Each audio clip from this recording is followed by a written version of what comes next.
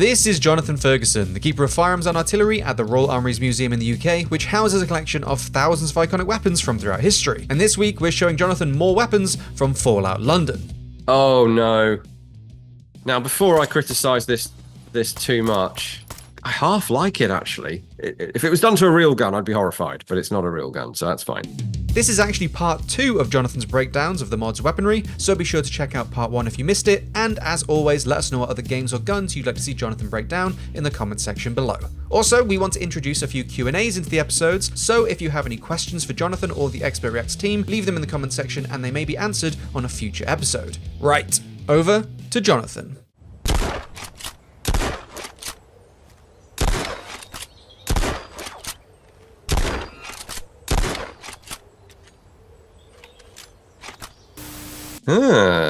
That's very cool. Although immediately creating a slight issue in that the left-hand chamber that I'm looking at there has nothing preventing a cartridge from backing out under recoil. Any revolver design you care to look at will have something to prevent a cartridge just shooting out the back under recoil.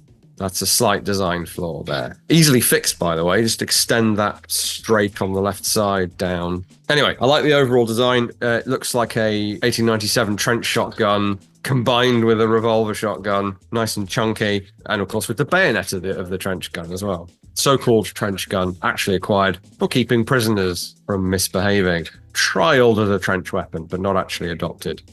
Get up here, you bilge.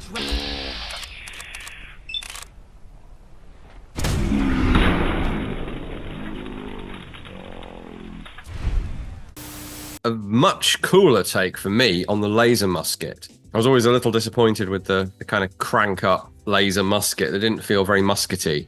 This feels very muskety. Well, more like a flintlock rifle, actually, looking at it. Slight issue there with the ramming that seems to happen in nearly all games that try to do black powder weapons. So the ramrod is shoved down the barrel, but nowhere near far enough to actually seat a bullet. That needs to go all the way down, unless there's some electric nonsense going on that I don't understand. But I'm guessing this is somehow black powder augmented by capacitors. Didn't see any... Oh, hang on. Is it just that it's electrically ignited?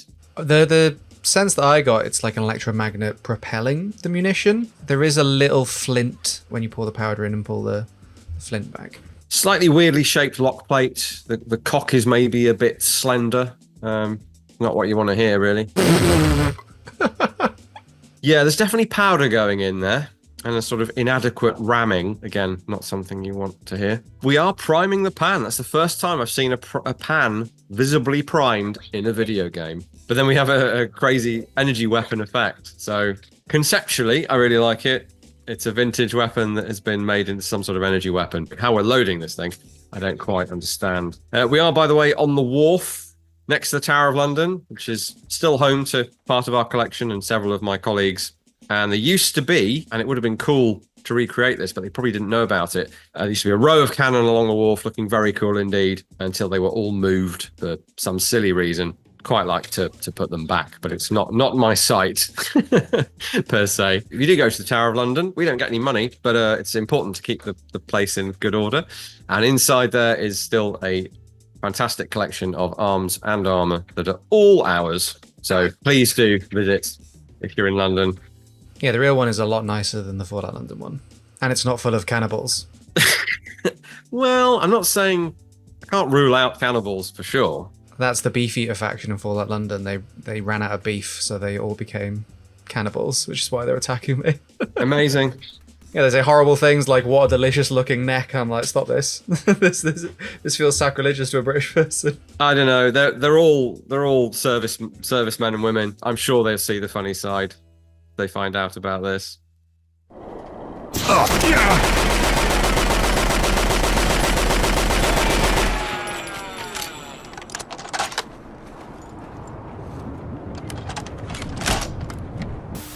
All right. So far, the guns have been fairly realistic, except for the ones that are deliberately not realistic. This is supposed to be a Lewis gun. It says it's a Lewis gun. It looks like someone's fever dream version of a Lewis gun. Yeah, so it's not completely off. Yeah, we do have that tapered front to the barrel jacket. The reason this is so huge and heavy, by the way, is that this jacket conceals an aluminium radiator, and then a big thick steel barrel and a big thick steel piston. It's not a water jacket. There's no need for a fill plug on the top of it, but it's fairly far from the real thing, just in terms of the magazine arrangement. So we press the button that's inside the magazine, and the angle is unfavorable to me, but I've got it off. There we go. That's the pan magazine, empty with no rounds, but you need to attach that to something, notably a big spigot or boss, whatever you want to call it, that the magazine attaches to and rotates on. And there's just nothing there on this model. So the magazine is just sitting on a flat surface and by rights ought to just fall off. This whole arrangement here, which is quite important for actually rotating the magazine, that all needs to be there as well. This housing here contains a clock spring. Yes, that's right, a clock spring, which is your recoil spring. And I'm going to put that down because it's super heavy. So there are some key bits missing from the Lewis gun. It's kind of ironic to me that the service rifle is euphemistically called service rifle, but is a bang-on number 4 Mark 1. The Lewis gun is called a Lewis gun, but isn't. So a little bit surprising there. Watering, darling.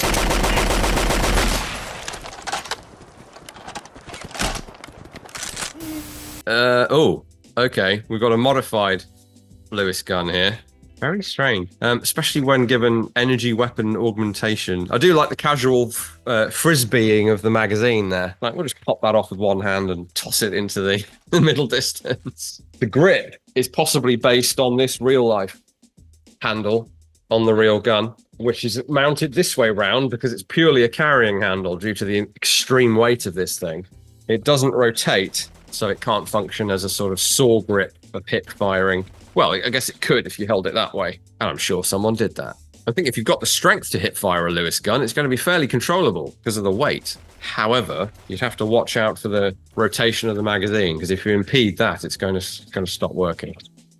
You must be bloody stupid if you can't hide from it.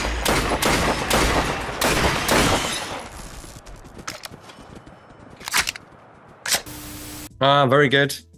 Very good. Webley, model 1913, self-loading pistol. That's looking really good, including the markings on the side there. If you check out our Royal Armouries channel, a few back now, we did cover the Webley self-loader. Very big, blocky looking thing, as you can see, but it feels blocky in the hand as well. Nice to see that in a video game. Don't think it's in any others.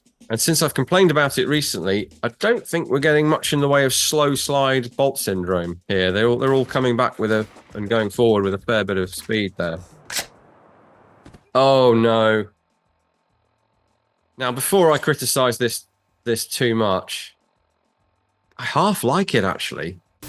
If it was done to a real gun, I'd be horrified, but it's not a real gun, so that's fine. The suppressor, we do have the small caliber Webley pocket auto. We do have 1 or 2 of those threaded for and provided with a suppressor for sneaky goings on in the Second World War. So that is, on the face of it, plausible enough, although they didn't do it with the 455 model. And a Scorpion submachine gun buttstock there, meaning that there's been some sort of holes drilled in the side of the frame, and an extended magazine, which is doable. I don't remember hearing of an extended magazine on one of these. They were used by the air services, or the Royal Naval Air Service anyway, but I don't think they did the extended magazine thing that they did with the Colt 1911s that they had. What's the fictional name? Webster and Scones. Webster and Scones. Brilliant. I like that. That's the divide between you and me, scones and scones. Yes. For those who are not aware, there is an ongoing argument in the UK about scone versus scone. The hand clipping through the buttstock isn't great, let's be honest. It does kind of show how implausible the buttstock idea on this is, in that you'd have a similar problem in real life. You wouldn't be able to grasp it. It needs to be fitted the other way up on the gun, and actually could be fitted the other way up. So I'm not sure why it isn't.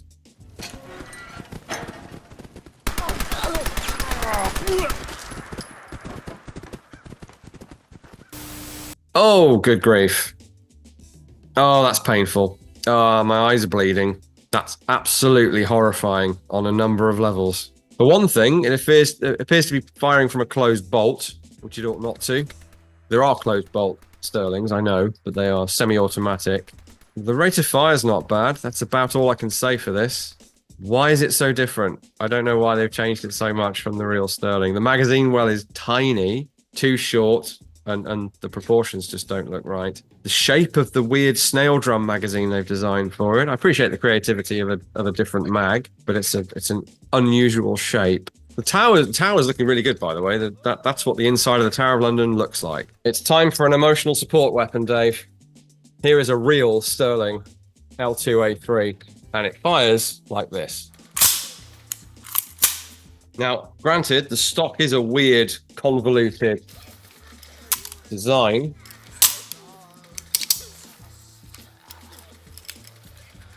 But it doesn't look like the one in the game.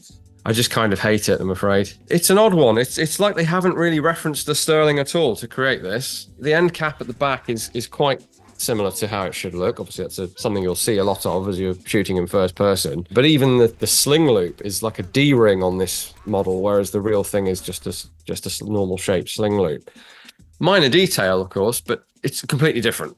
Almost completely different. It does have the long curved cocking handle, obviously the ventilated tubular design. It's Sterling adjacent. Part of my horror is that it's been kind of apocalypsed up. So obviously it's got terrible replacement wooden grips and things wrapped around it and stuff of that nature. But I think as a Sterling, it could use some work.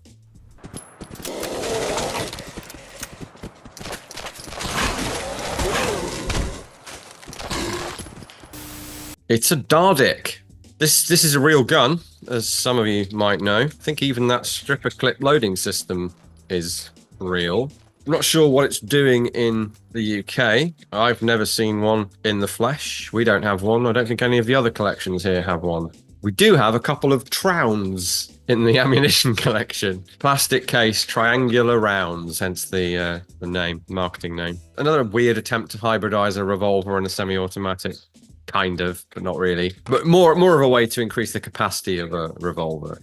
It still functions as a revolver, primarily. I must admit, it does look quite Fallouty as a design, so I can see why they've co-opted it for this. And there was a Dardic rifle as well. Well, a bit like the Gyrojet, a scaled-up version of the revolver. Essentially a sort of grip stock chassis system for the revolver action. Well, not quite. I believe it had a proper rifle barrel. It's based closely on the actual pistol. Looks even more like a Fallout gun, actually. Oh, cool. They've Dardic.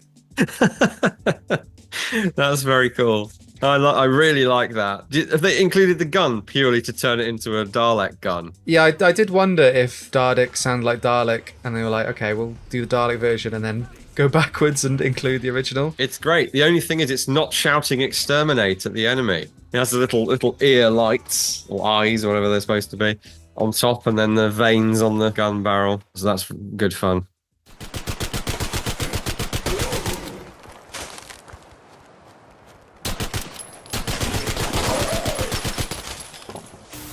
Okay. So, redeeming themselves for that Sterling thing, we have here a very close Viper Mark 1, which is really just a Sten Mark 2 in a party dress. Turning it into a bullpup.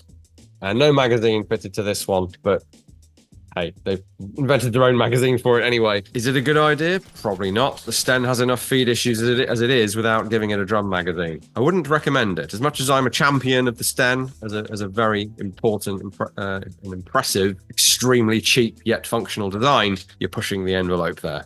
The design of this, by the way, was for a one-handed gun. That's why it's shaped like this. So it sits under the arm. Clamp it under your arm and you fire one-handed instinctually, looking where you're shooting. Frees up your other hand for grenades, dragging friendly soldiers behind you, whatever it is you're trying to do. And it floats. So it's designed for commandos. That's actually sort of how Fallout London has implemented it. If you aim down sights, your character just tucks it in between his arm and his ribs. Good. Someone's been watching some videos, I think. Now, the slight problem with it is that it was never actually... This is the only known prototype of the Mark 1 version. However, in fact, logically, depending on our timeline branches off, this might be the actual one that you use in the game, because someone has looted this collection in the post-apocalypse. Slightly horrifying thought.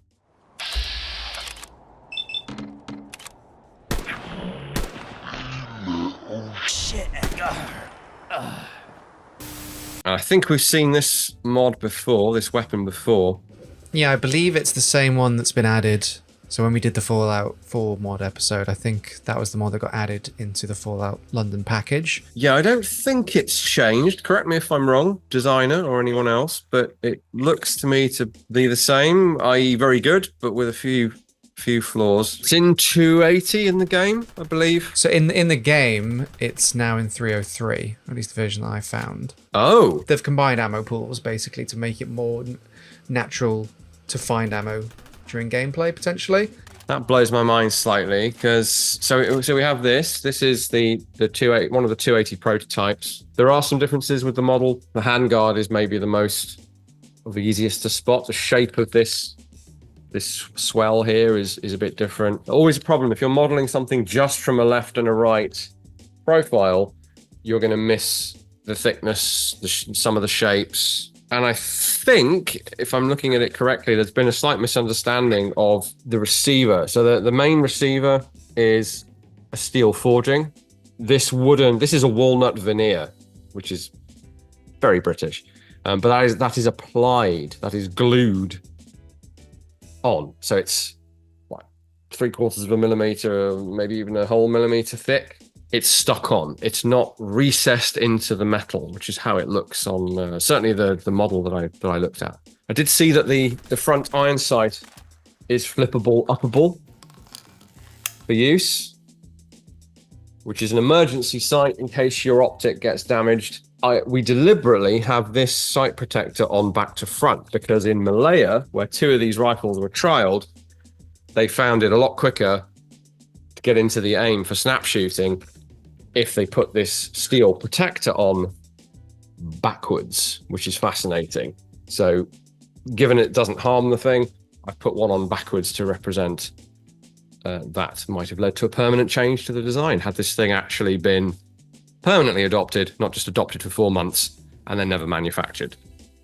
The only ones that exist are prototypes. The caliber thing is weird. So that's 280. So it's a relatively long and powerful cartridge for an intermediate cartridge. And then we went to not 303 because that's a rimmed round and that would be silly. We went to 7.62 NATO. Well, it wasn't called NATO then, but that's what it ended up. Trying to sort of standardize, compromise on the cartridge, but we'll still adopt our British service rifle. And that's where this diverges from Fallout London. Britain didn't get its own rifle, didn't get its own ammunition, but in Fallout World, it kept its previous ammunition, I guess, and it did get its new high-tech bullpup rifle thing. There are actually EM2s in big bore calibers.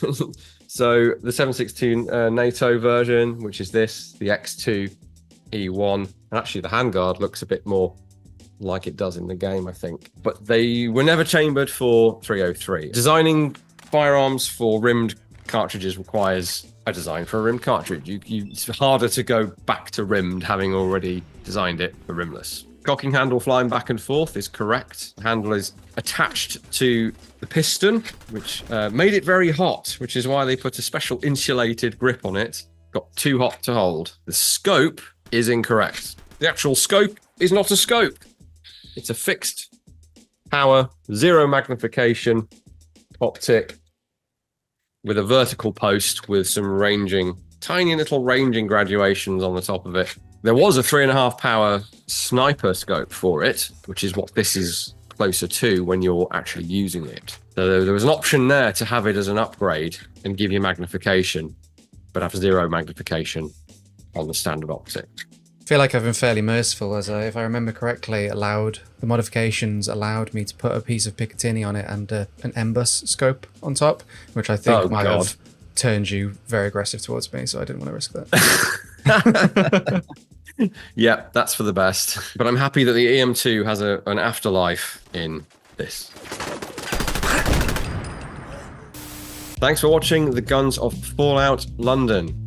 We really appreciate it, and I've been looking forward to this one for some time, and I will be getting on to playing it as soon as I can, having seen so much cool stuff there. As always, please do check out the Royal Armoury's website and everything that you can find from that, the social media, the various sites you can visit. Also, if you can, check out History of Weapons and War, which is an app where you can find our videos, which you can see with ads on YouTube, and also various other firearms related content creators. So check out all of that if you'd like, but whatever you do, we'll see you back here on GameSpot next week.